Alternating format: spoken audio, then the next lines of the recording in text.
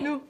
Okay, jeg har om fortælsfunktioner, og forskriften for en fortælsfunktion lyder som følgende. F af x er lig b gange x i a. Og b det er en konstant, og x det er en variabel, og a det er et helt tal, men der ligesom er opløftet. Og for a, der gælder det, at hvis a den er mindre end 0, altså hvis a er negativ, så vil grafen være aftagende. Hvis a er mindre, eller større end 0, men mindre end 1, så vil grafen være voksende, men sådan, den vil også være aftagende her i ligesom den vækst.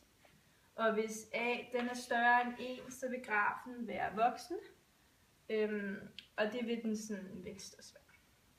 Man kan se her. Og procentformen lyder som følger her.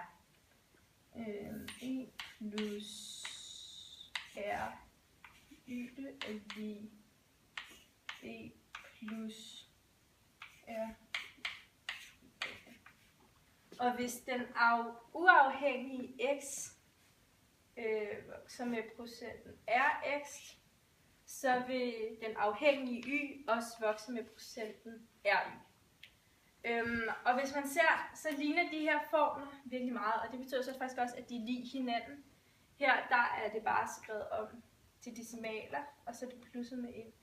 Men det er stadig opløftet her, og det her er ligesom lige f af x.